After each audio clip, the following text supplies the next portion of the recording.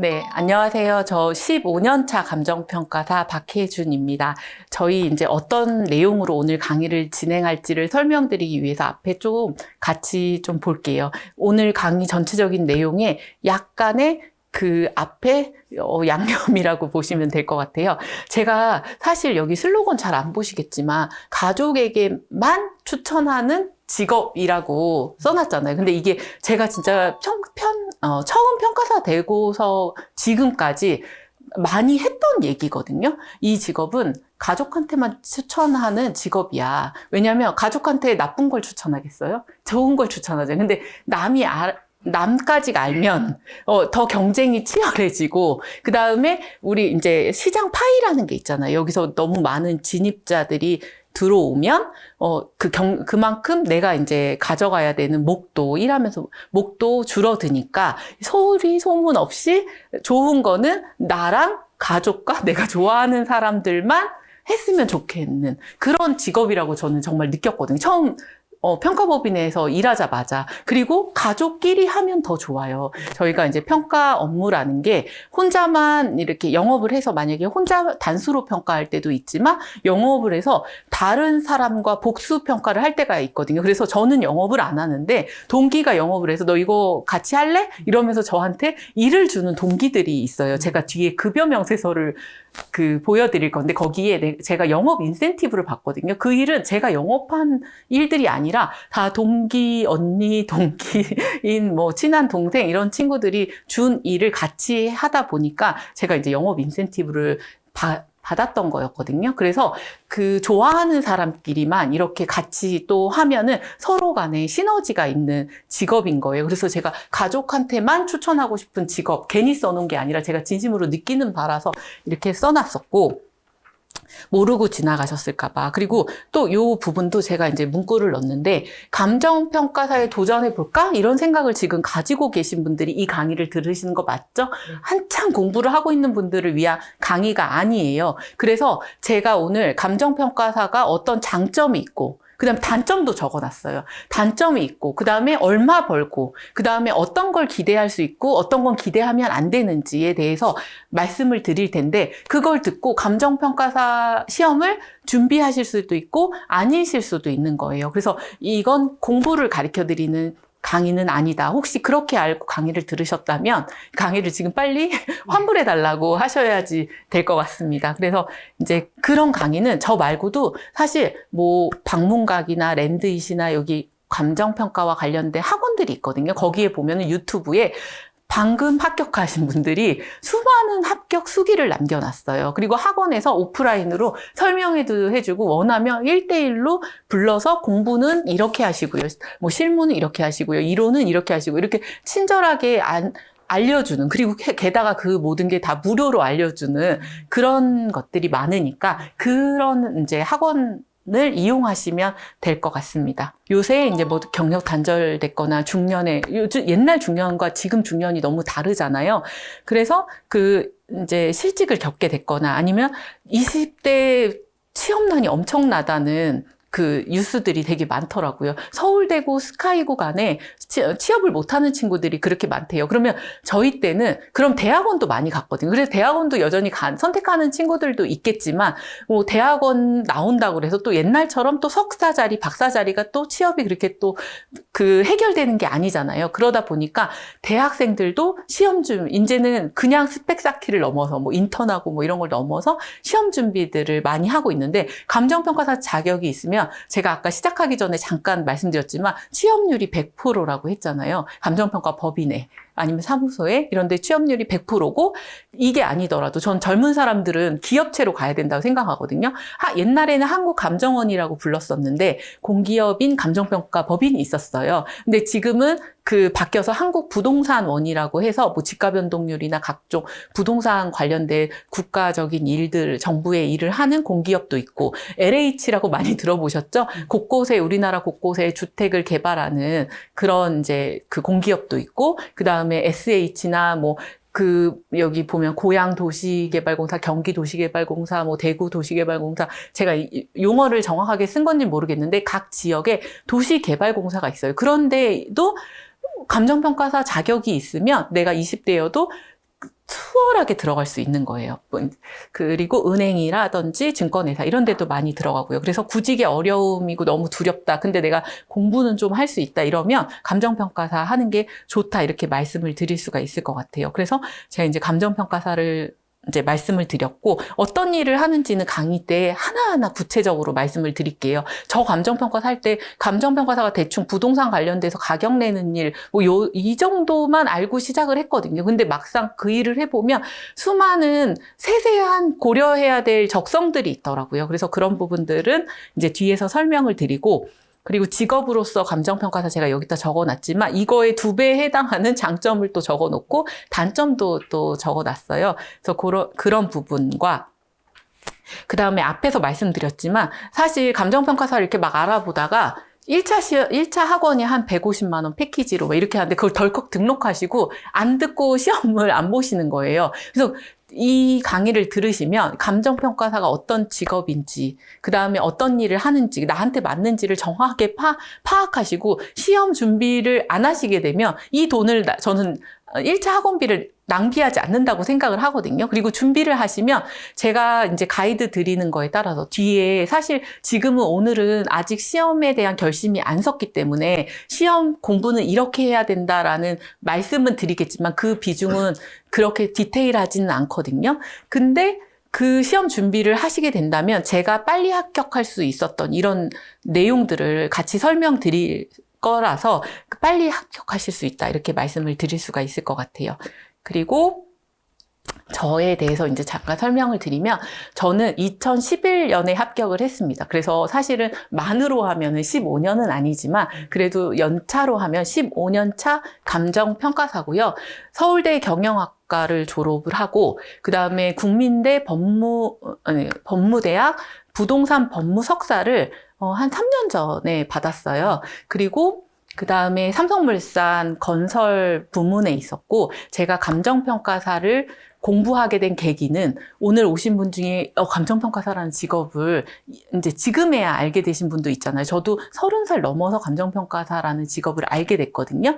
근데 이 건설 회사에 같이 다니던 동기가 먼저 나가서 감정평가사를 하고 있었어요. 그 동기는 지금,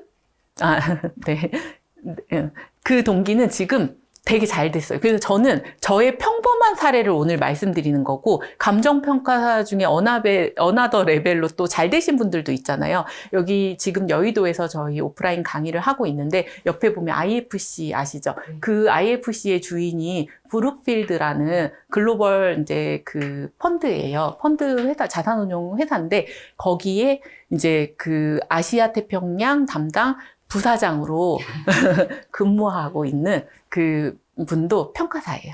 그래서 그분이 이제 저 삼성물산 동기거든요. 그래서 먼저 나가서 감정평가사를 하고 있었어요. 그래서 제가 전화해가지고 감정평가사 그거 여자가 하기에도 괜찮아? 라고 물어봤고 2가지밖에 안 물어봤거든요. 감정평가사고 나이 들어서 해도 괜찮아? 그때 제가 31살인가 그랬는데도 불구하고 제가 나이가 많다고 생각했어요. 우리 지금 제가 40대 중반에 지금 오히려 저는 젊다고 생각하거든요. 제가 일을 할 때 훨씬 편해요. 훨씬 30대 초반에 일하던 것보다 권위도 있어 보이고 나이가 있으니까 경험도 있어 보이고 의뢰인을 만나기 훨씬 편하거든요. 근데 30살을 기점으로 제가 되게 나이 들었다고 생각하고 그때 당시에 제가 나이 든 사람도 할 수 있어? 여자도 할 수 있어? 이렇게 물어봤는데 너무 긍정적인 대답을 해주는 거예요. 그래서 제가 감정평가사를 준비하게 됐었거든요. 그리고 그 전화를 하게 된 때에는 저는 원래 감정평가사고 뭔가 공부는 다시 하고 싶지 않다라는 생각을 되게 많이 하고 있었는데, 제가 이제 삼성물산에 대리 정도가 아니라 대리로 근무하다가 저는 20대 때 너무 그 노는 거 없이 아르바이트라든지 학교 다니는 걸로 10년을 보내서 좀 배낭여행 못 가본 한이 있었어요. 그래서 결혼을 하고 이제 남편이 돈을 벌 수 있잖아요. 제가 돈 안 벌어도 그 먹고 살 수는 있잖아요. 그리고 사실 배낭여행을 갔다 와서 당연히 다시 일을 하면 되니까 이런 생각에 그 회사를 그만두고 배낭여행을 갔어요. 유럽으로 혼자서. 배낭여행 갔다 와서 이제 여기저기 대기업에 원서를 냈는데 아무 데도 연락이 안 오는 거예요. 다른 제가 결점이 있었을 수도 있는데 제 추측에는, 왜냐면 제가 서울대 경영학과를 나왔죠. 저는 이것저것 짜잘한 자격증도 많았고 영어 점수도 토익 점수 높은 게 있었고, 그 다음에 한창 그 일을 활발하게 할 수 있는, 들어오면 바로 경력으로 일할 수 있는 대리급 인재였는데 저는 그 당시에 이제 기혼에 결혼한 지 한 1, 2년 됐을 때니까 언제 출산과 육아를 할지 모르잖아요. 왜냐면 제가 인사팀에 근무해서 제가 인사 담당자로 채용을 담당해봤기 때문에 그 마음을 좀 이해하겠더라고요. 큰 기업은 모르겠지만 그래도 작은 기업은 애써 한 명을 뽑아놨는데 안 뽑으면 그 사람이 이제 근무에 정상적인 근무를 못하고 휴직을 하거나 이러면 문제가 생기잖아요. 그래서 취업이 안 되다 보니까 제가 전문직을 이제 알아본 겁니다. 그래서 저는 지금까지 이제 15년 정도 감정평가사를 하면서 육아도 하고 애도 둘을 키우고, 그다음 여전히 애들은 잘하고 있어요. 애들은 뭐 한 살에서 육아휴직 많으면 3년까지 되잖아요. 애들은 1, 2년 안에 잘하지 않아요. 애들은 한 20년 동안 자라요. 심지어 어떤 부모님들은 한 30년, 40년 아이들을 케어하시는 부모님도 있단 말이에요. 그래서 지금 오히려 와, 내가 진즉 감정평가사 되지 않았으면은 어쩔 뻔했을까, 이런 생각을 되게 많이 하면서 살고 있거든요. 그러다 보니까 다양한 활동을 했지만 이런 활동이 중요한 게 아니라 제가 오늘 말씀드릴 건 감정평가사로서의 직업을 말씀드리기 때문에 제가 개인적으로 어떻게 그런 것들을 병행했는지, 그리고 다른 저의 특이 케이스가 아니라 일반적인 다른 평가사님들은 어떻게 했는지, 이런 부분들을 또 상세하게 이제 설명을 좀 해드리겠습니다. 그래서 사실 저는 이 강의를 되게 막 좋은 대기업에 다니고 계시면서 그냥 뭔가 다른 사람들보다 실질 걱정이 조금 되시는 분들한테 권하고 싶지는 않아요. 사실 지금 현금 흐름이나 직장이 그렇게 스트레스나 이런 게 없다면, 또 업무가 그렇게 바쁘지 않다면, 뭐 지금 40대, 저와 같은 40대 중반이더라도 한 회사를 더 5년, 10년 다니는 동안 사실 그 이후에 일어날 수 있는 현금 흐름을 일으키시라, 투자를 통해서 뭐 여러 가지 부동산 투자나 주식 투자나 뭐 배당 투자나 좀 안전하게, 이러면 안 되잖아요. 지금에 와서 실패하면 안 되잖아요. 그렇게 말씀드리고 싶은 마음도 크지만 사실 할 수 있다면 이제 뭔가 경제적으로 돈도 계속 벌어야 되고, 또 자산으로 현금 흐름을 일으키려면 충분히 많이 있어야 되잖아요. 그런 정도가 아니라 더 벌어야 된다고 하면 그런 분들, 그리고 경력 단절돼서 뭔가 직업이라는 걸 갖고 싶다, 사회적으로 내가 명함이라는 걸 갖고 싶다 하시는 분들한테 이 강의를 이제 권해드리고, 사실 돈을 받고 설명드리는 거라서 그 단돈 10,000원이라도 아깝지 않으시려면 이 부분이 저한테 듣는 얘기가 정말 절실하게 듣고 싶었던 얘기였으면 좋겠다라는 생각이 들어서 제가 이걸 써놨어요. 이 사진도 마찬가지로 AI가 그려준 사진입니다. 위에도. 네. 그래서 오늘은 사실 앞부분에는 조금 재미없을 수 있어요. 그래도 오자마자 졸지는 않으시잖아요. 그래서 업무에 대해서 감정평가사가 어떤 일을 하는지, 사실 되고 나서 후회하시는 분들 되게 많거든요. 이 업이 나한테 안 맞아서. 왜냐면 저는 행시를 보시는 분들을 보면 딱 정부 기관에 들어갔는데, 어려운 시험을 통과해서 정부 기관에 들어갔는데 그게 안 맞아서 퇴직하면 그러니까 사실은 파악검사 하다가 안 맞아서 퇴직한 변호사 하면 되잖아. 자격증인데. 행시는 그 직장 입사 시험이랑 똑같은 거잖아. 그래서 왜 행시를 볼까? 항상 그런 생각을 했었거든요.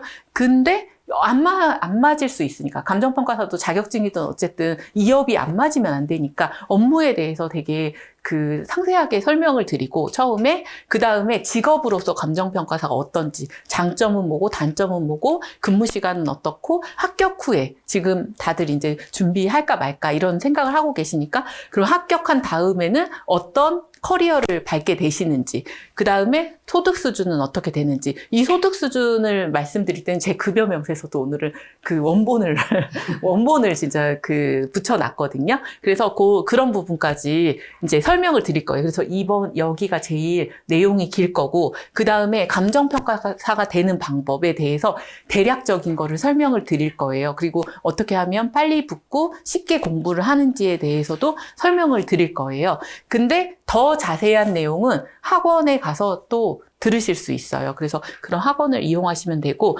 마지막으로 감정평가사가 여기 적합한 사람, 부적합한 사람이 있는데, 감정평가사 시험을 준비하면 안 되는 사람, 그러니까 떨어질 확률이 높은 사람, 그 다음에 감정평가사가 됐는데 불만족할 확률이 높은 사람을 제가 정리를 해놨어요. 거기까지 설명드리고, 이제 오늘 여기 오프라인 오신 분들하고는 저녁 먹으면서 또 Q&A 진행하는 걸로 그렇게 하겠습니다. 그러면